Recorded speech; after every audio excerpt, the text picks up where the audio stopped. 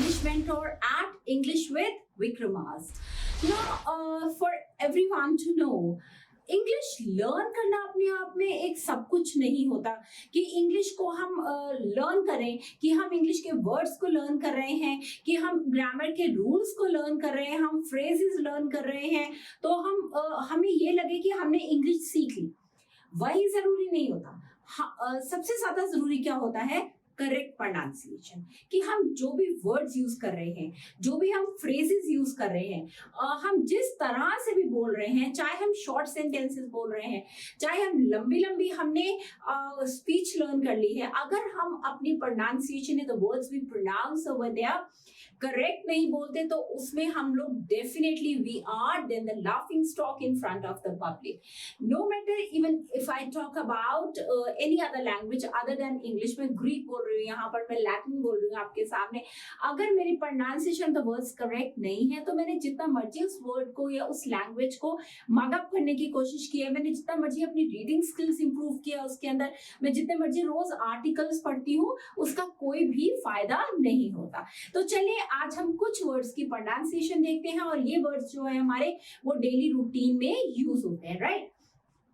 तो हमारा first word क्या है? फर्स्ट वर्ड है हमारा जिसको मैंने देखा है कि लोग बहुत ही ज्यादा गलत बोलते हैं, ठीक है। ये वर्ड क्या है? ये है इसको लोग क्या बोलते हैं? Schedules, right. अब इसका जो करेक्ट प्रोनाउंसिएशन क्या होती है? इसकी करेक्ट प्रोनाउंसिएशन या तो होती है स्केड्यूल, ठीक है, स्केड्यूल। जैसे अमेरिकन प्रोनाउंसिएशन इसकी है स्केड्यूल, या अगर आप इसको ब्रिटिश प्रोनाउंसिएशन में इसको बोलना चाहते हैं तो ये होती है शेड्यूल, राइट। शेड्यूल, ये कभी भी स्केड्यूल या शेड्यूल वर्ड नहीं होता, या तो इसकी प्रोनाउंसिएशन होती है स्केड्यूल या क्या होती है?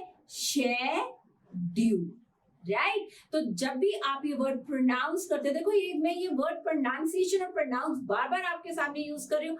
अगर मैं उसके आगे PRON एंड में TION लगाती हूँ, राइट, स्टार्टिंग में बिल्कुल वैसे ही है, ठीक है। अगर मैं TION उसके एंड में लगा रही हूँ तो वो क्या हो जाता है? प्रोनाउंसिएशन।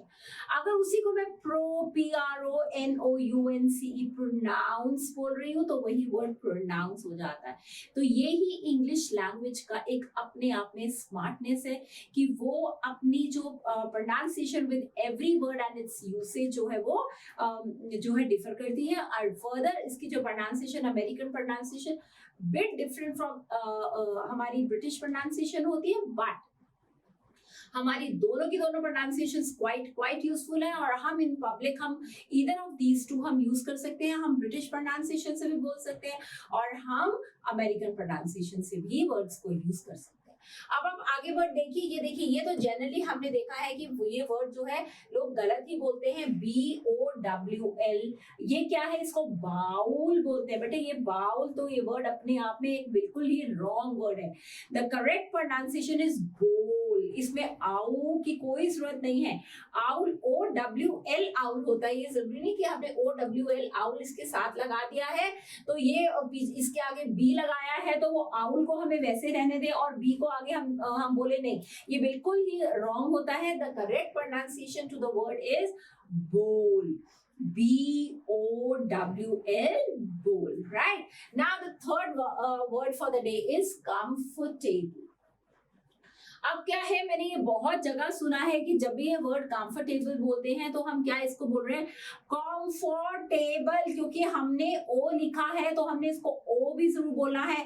फॉर है इसके अंदर आ रहा है यहाँ पर, तो हमने ये फॉर भी जरूर इसके अंदर यूज करना है। तो ऐसा कुछ भी नहीं है।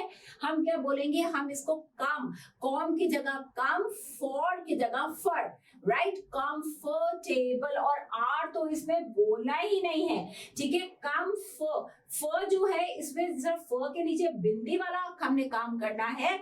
कंफर्टेबल, पीछे जो है टेबल को टेबल, टेबल नहीं टेबल, कंफर्टेबल, कंफर्टेबल, राइट। फिर से बोलिए मेरे पीछे, काम फ, आर नहीं बोलना, फ टेबल, टेबल नहीं टेबल, राइट। चलिए अब हम नेक्स्ट वर्ड देखते हैं।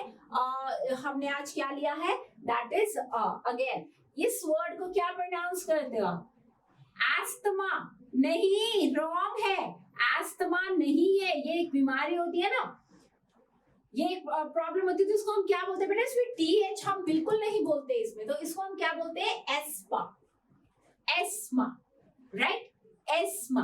अगर हम इसकी हम अमेरिकन प्रोनाउंसिएशन करें तो एस्मा, एस भी नहीं बोलेंगे, एस जो है it is replaced by G, right, asthma, fine. अगर हम इसकी ब्रिटिश प्रोनाउंसिएशन करते हैं तो then it is asthma, but दोनों ही प्रोनाउंसिएशंस के अंदर TH थ बिल्कुल नहीं आता, राइट, ये जो है वो साइलेंट है, तो हम इसको क्या बोलेंगे, ESMA, the word is ESMA. Now next word, this is executive, क्या बोलते हैं हम इसको, एग्जीक्यूटिव नहीं, this is executive, egg egg egg बोलते हो, एग, EGG एग, राइट, उसी तरह ही उसी ही साउंड में आपने क्या बोलना है, एग, इसको एक्स को नहीं बोलना, आपने बोलना है एग्जीक्यूटिव, राइट, एग्जीक्यूटिव, एग्जीक्यूटिव।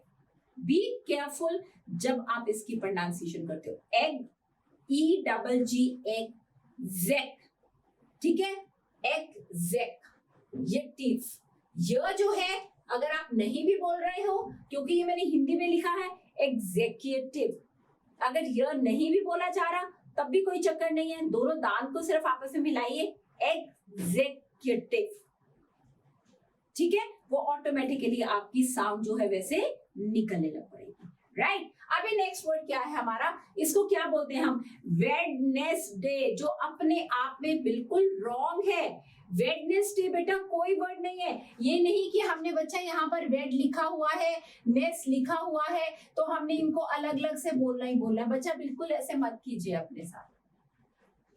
जब आप वर्ड इसको देखते हैं, और ये हमारा रूटीन वर्ड है, ये क्या होता है, ये हमारा होता है वेडनेसडे, इसमें डी भी नहीं बोलना हमने, W के बाद हमने सीधा N पे चला जाता है, वेंस, वेंस, फिर S पे चले जाना है, डे, डे तो हम बोल ही लेंगे, पहले W पे जाना है, W से हमने N पे चले जाना है, N से हमने S पे चले जाना है, Wednesday. Oh, would you come on Wednesday this evening?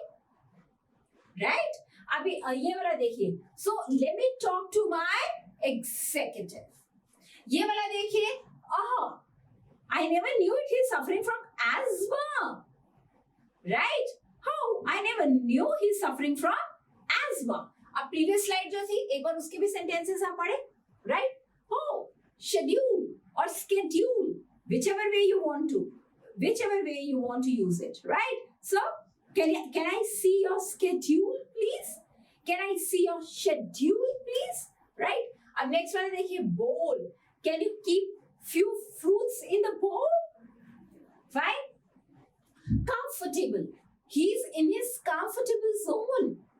Oh, this is a place where I can connect to my comfortable zone. So this is the way you use the words and the English in your speech. English जो language है ना बेटा, अपने आप में ये full of expressions है। अगर आप ये सोच रहे हैं कि इंग्लिश हम बोल रहे हैं और उसके साथ हम expressions नहीं लेके आएंगे, तो वो एक बिल्कुल plaintive, बिल्कुल plain English हो जाएगा, right? So make sure when you speak English, मैं ये नहीं बोलती हूँ बहुत बड़ी speeches English में बोलिए, one sentence ही बोलिए, but speak with expression, right? Because this is a language of rhythm, right? It's not a plain language. आगे देखिए, chair, इसमें R नहीं बोलना, chair, chair लेके आना, chair लेके आई, or whatever. So इसमें R हमें नहीं बोलना. The word is chair, chair, cheer नहीं, cheer कुछ और होता है, right? I'm cheerful today. उसमें भी R नहीं बोलते। हम अगर ये चेयर की बात करें तो यहाँ पर भी हम R नहीं बोलते।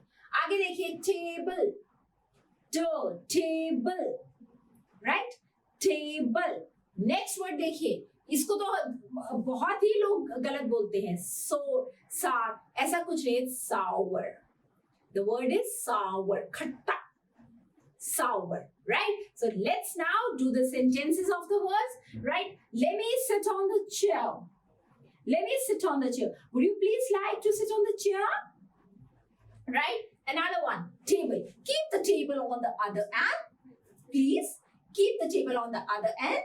Please. Now, sour. Yes, lemon tastes sour. Lemon tastes sour. It's never sour. So make sure that you do the pronunciation, you speak the words correctly, and keep your day ever smiling. I'll be coming with more pronunciations in my next video. Stay tuned. Till then, bye-bye.